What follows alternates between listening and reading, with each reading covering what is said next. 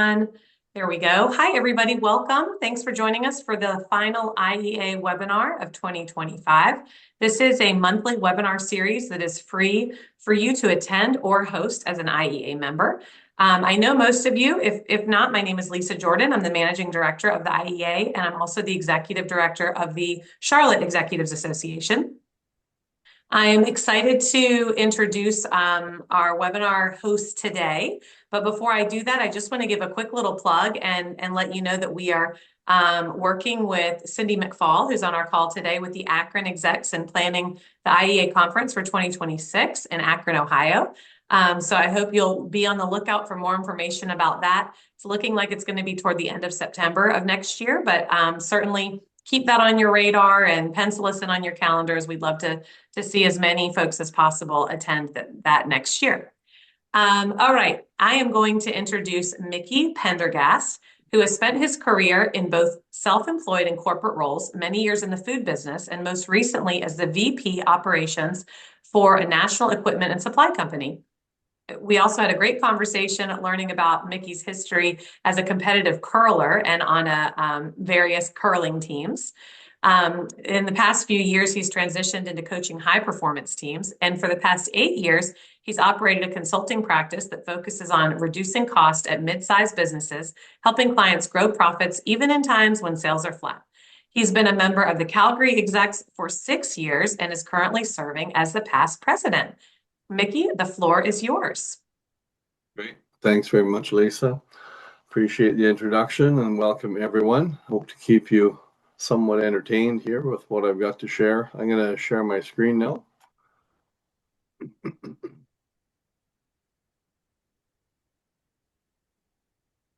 Hopefully that's all come through. Yeah, we got it. Good. There. So yeah, we'll just jump right into it. As Lisa mentioned, I've been involved in competitive curling and other sports when I was younger, but curling really my whole life. This won't be too much about curling, more about the things that I've learned being a business owner and being involved in the corporate culture as well, and how that all sort of folds into the conversation around sports. It's just an interesting parallel in a lot of cases. So there are a lot of those kind of parallels when you talk about sports and business. People talk about teams and team members and talk about your managers or your coaches. Your fans might be your customers, that sort of thing. So a lot of parallels that go back and forth. And there's actually a lot of literature around how these parallels can help you become better at business by the research done in the world of sports. So when I was doing some coaching of these high performance teams, I did some research into how I can develop things like culture to make the sports teams better, and it was quite interesting to learn how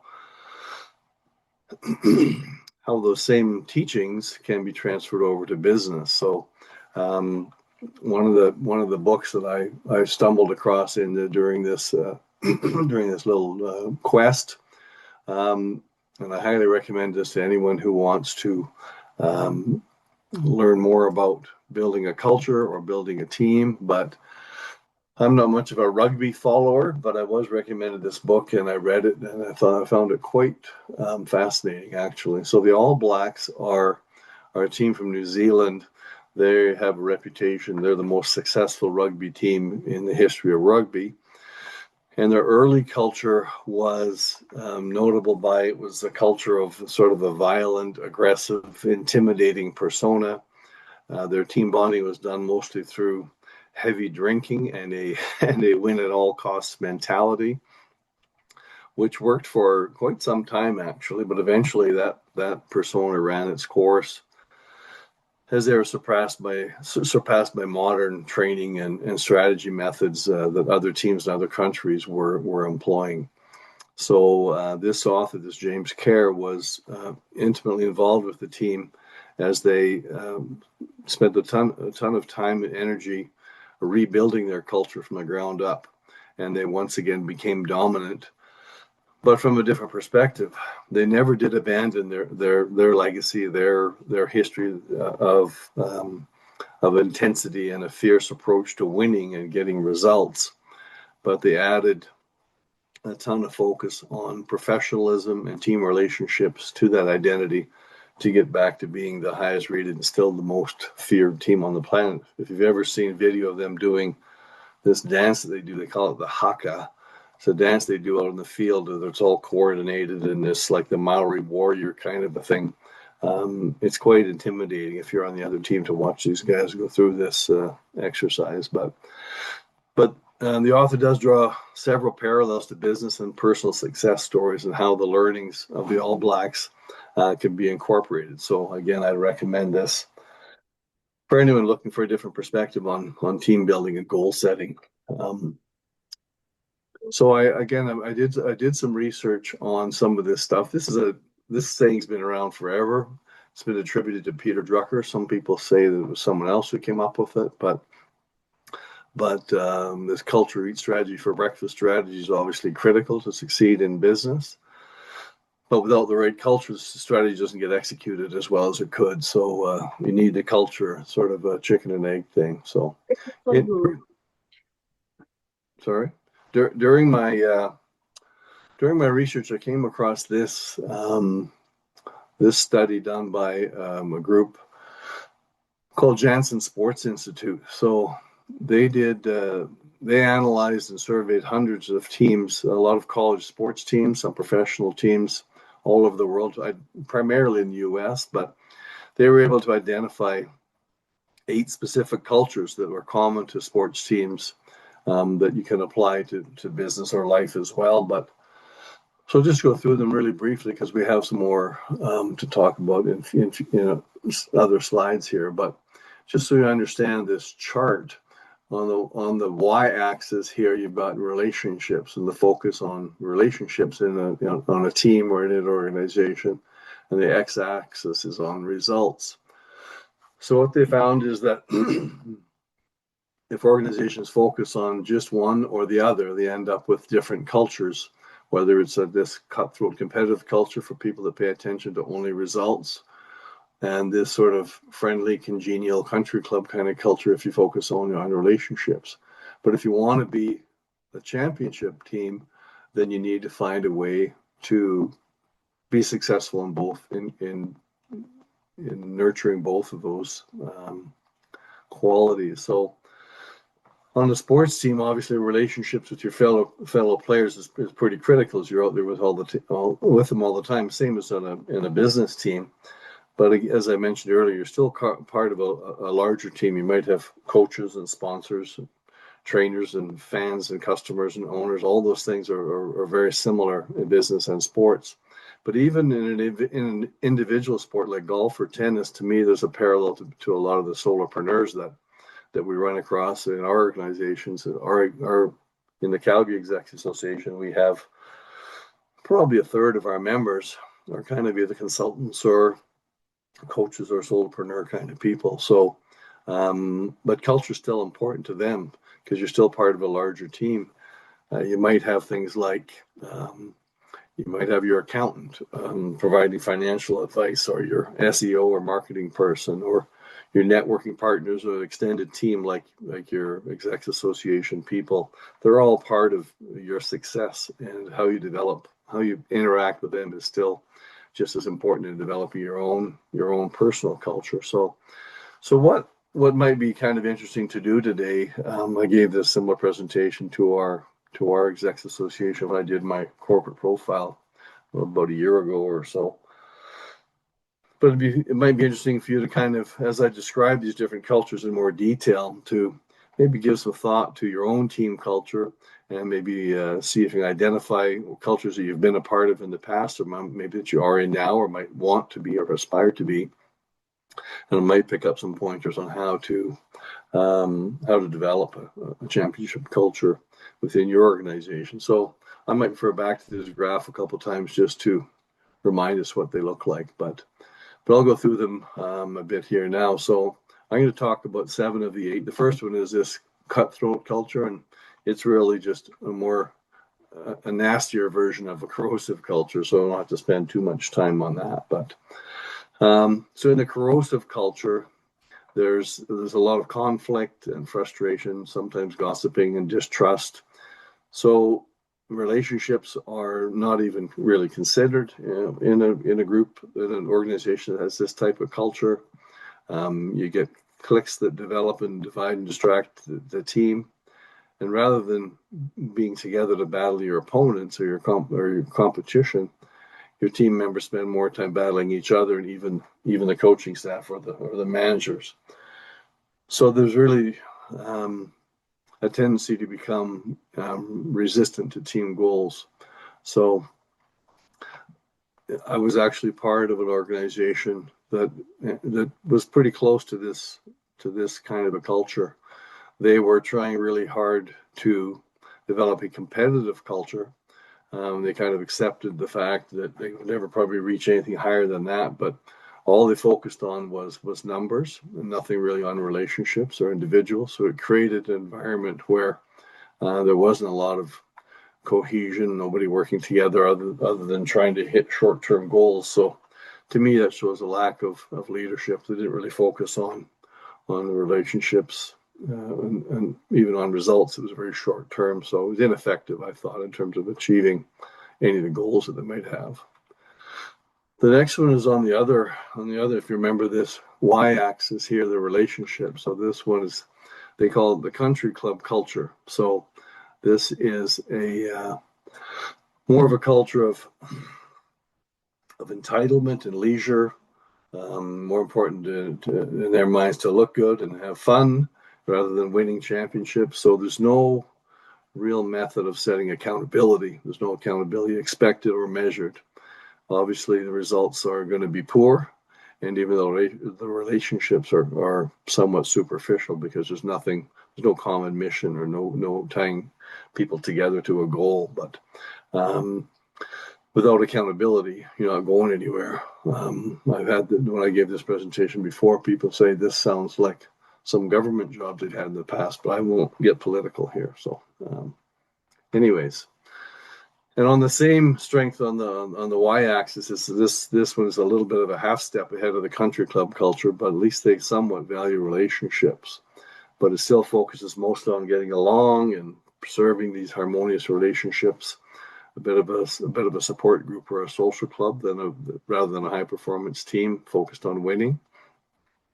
And one of the big things here that I've highlighted is people in this kind of a culture are afraid to be honest and candid with their teammates because they're afraid they might hurt the other person's feelings, which is not the kind of culture you want if you want to be somewhat competitive. So if you can't give and take honest feedback on performance, then it's hard to expect improved effort or results. So congenial culture is not what you're looking for either.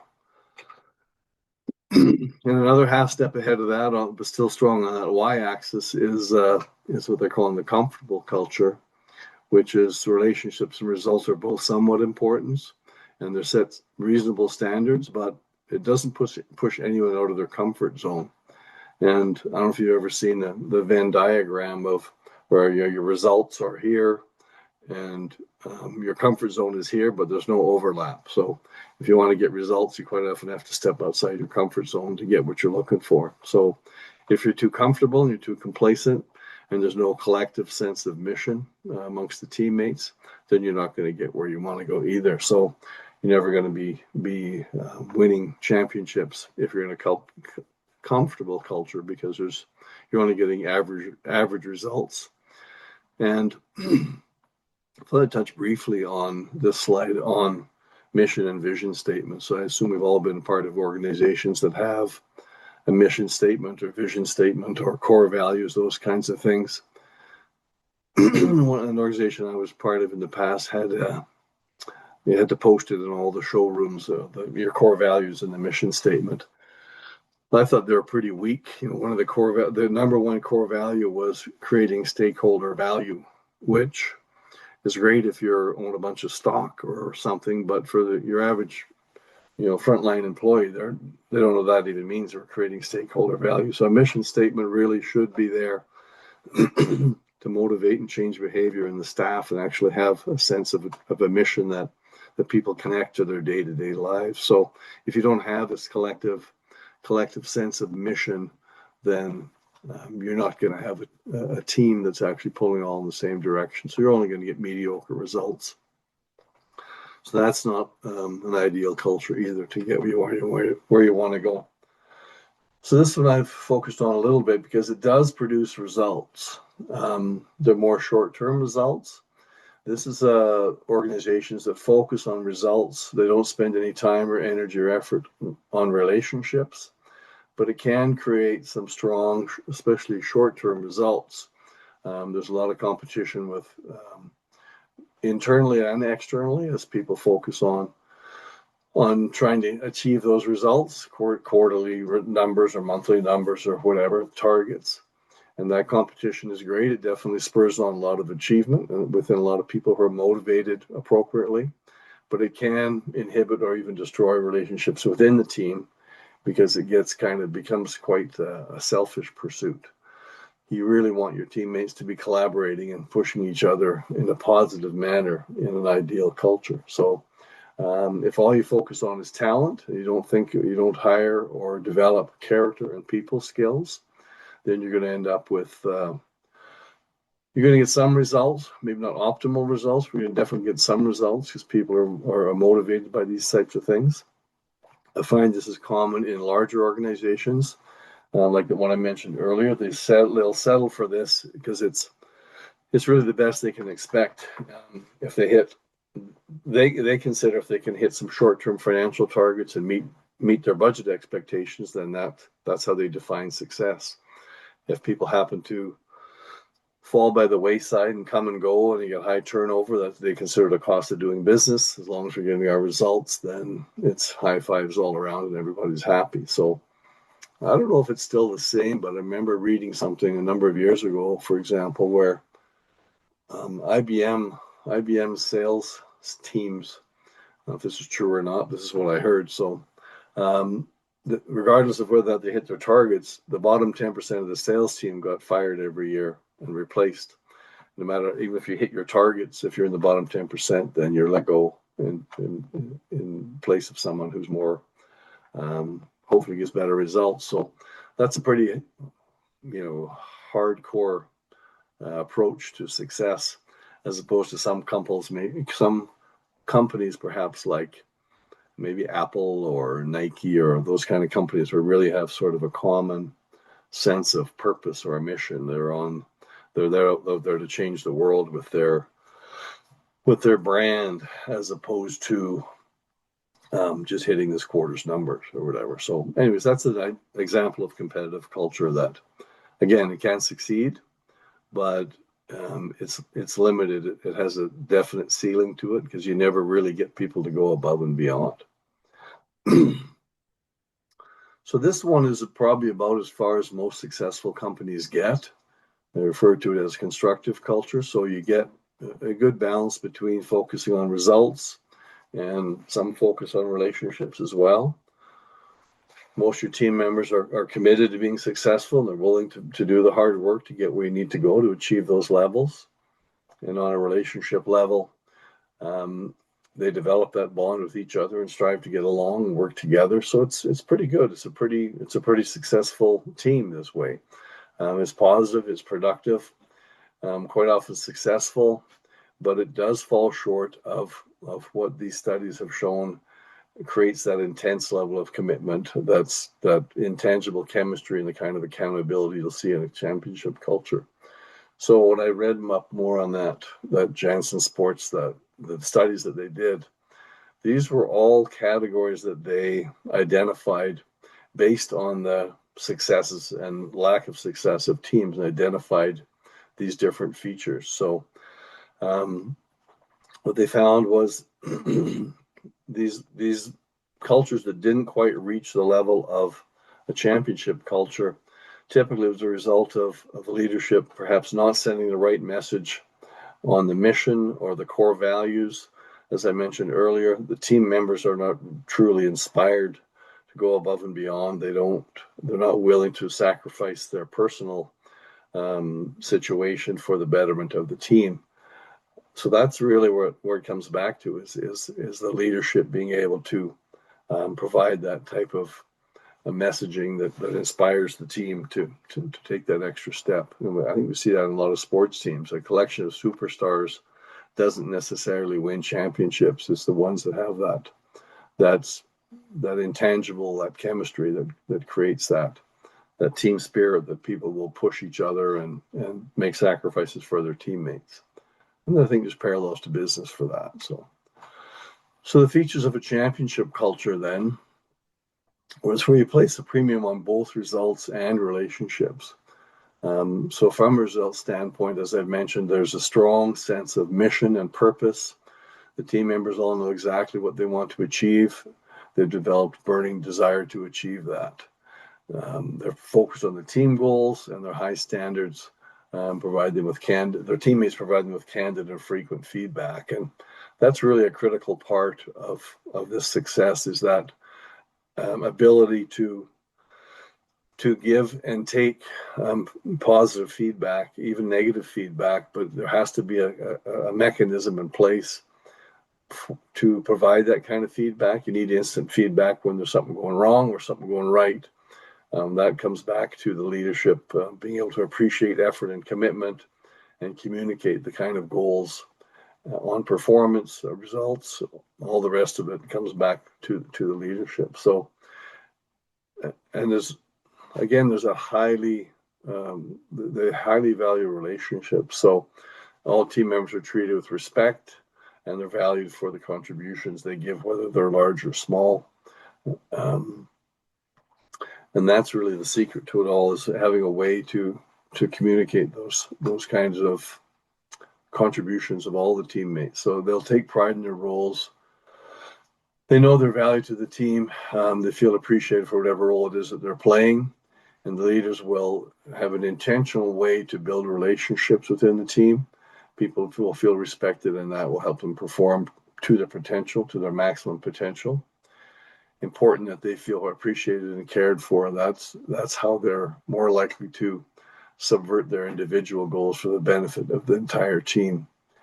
And it's not an easy thing to find, but it's really that intangible thing that takes them to the next level. So if it's done right, then the teammates will value and take that immense pride in being part of something much bigger than themselves. Be that sort of generous overachiever for the betterment of the team, whether they're the top of the team or play a minor part, is still a big part of being on that team. So that's the kind of cultures that are most successful both on and off the field. So that kind of covers them off kind of briefly, but it kind of covers them off. So Lisa mentioned briefly that I was involved in high performance curling. So I used to play at a highly competitive level. I was ranked, as high as 10th or 12th in the world. It's a couple of teams I was on back in the day, and we still play at my appropriate age level against in a competitive way. And I've coached high performance teams that are trying to get there themselves. So it's become a bit of a mission of mine now to try and share the knowledge I've learned over the years, and this journey I've taken to try and learn how to develop culture within that team has been an interesting one as I try and learn how to be that. When I was a business owner, I did some of it back in the day, and then when I was a leader at a corporate level, we were involved in it. I don't think we ever did a great job of it, but it was certainly we were aware that it was part of our job. But about 2.5 years ago, a high performance team here in Alberta, where I live, approached me to come coach them to try and achieve their goal of reaching a competition known here as the Brier, which is the Canadian Championship, which really is, for most Canadian curlers, is the ultimate goal, is to get to the Brier. After that, you can go to World Championships, and obviously now the Olympics are probably the ultimate goal. But for most aspiring curlers, getting to the Canadian Championships, there's only one team out of each province gets to go.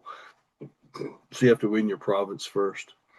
So these guys recognized that they had a lot of talent and all the skills, but they were missing something um, more intangible. So as I got involved with them, there was a lot of internal squabbling and finger pointing and that sort of stuff. So although we worked on improving their technical and their tactical skills, we really focused on the chemistry and that communication and that culture. So for those of you that don't know what curling is, I don't know, I think a lot of people are here from the southern states, so you might recognize this as the sport where people throw 40 pounds of granite down slippery ice and try and land it in the bullseye there, and it's a very much a finesse sport and a sport with all kinds of strategy. But the interesting thing about curling, and a lot of small businesses face the same challenge. In some of my coaching training, curling is subject to something called a small team dynamics. So in every single shot, all four players are involved. You're either calling the shot, the sweepers are trying to maneuver the rock into position, and of course the thrower throws the rock. Everyone on the team throws two rocks every end, which is like an inning. So you're all involved in every single shot, there's not a lot of athletic sports where that happens. Other athletic sports, like football, you got the offense on the team and the defense on the field and the defense on the bench, and hockey and baseball, not everybody's involved in every single play. So it's much like a small business where everything you do affects everybody in the office or in the shop or wherever it is that you work.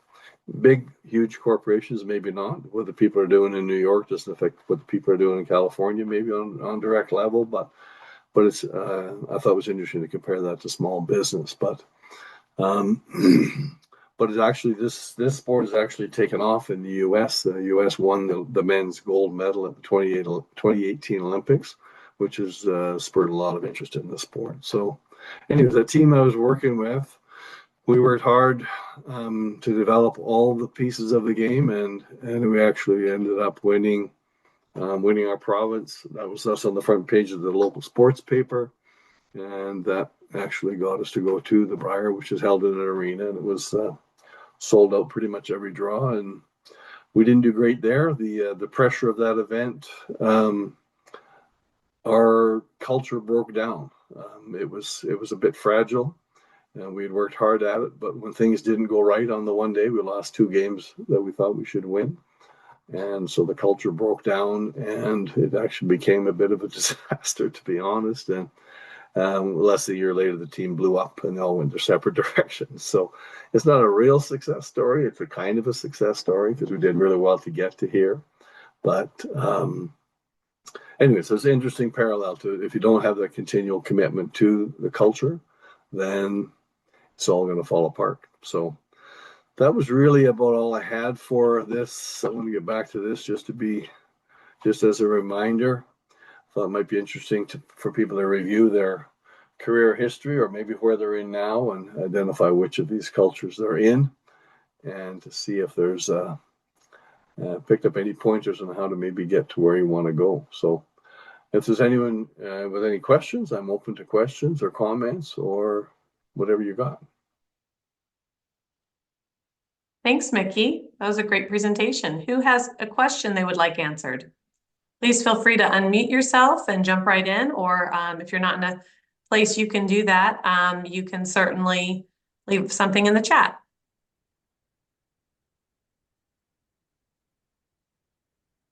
Anybody? We have a shy group today. It's all good. I hope nobody's in this cutthroat, corrosive area here because it's not a fun place to be. These places up here are fun, but you're not really getting very far. If you can get into this top right quadrant somewhere, competitive constructive championship, then I think you have a chance to have some success. But it's just an interesting approach to the things to focus on, that balance between relationships and results. So yeah, if nobody's got questions, if nobody has questions, then give some time back in your day and carry on. Yeah, that sounds great. Are you able to share the presentation with me, Mickey? Absolutely. Okay, cool. Yeah, sometimes I get questions about that, so like to have that on hand. All right, everybody. Well, thank you for your time today and for joining us for this IEA webinar. This will be posted on the IEA YouTube page, usually by the end of the week. So if you want to share it with anyone in your life, you can do so in a couple of days. And with that, we wish you all a very happy holiday season, and we'll see you in January for the next one. Thanks, everybody. Stay warm. Thanks. Bye-bye. Okay.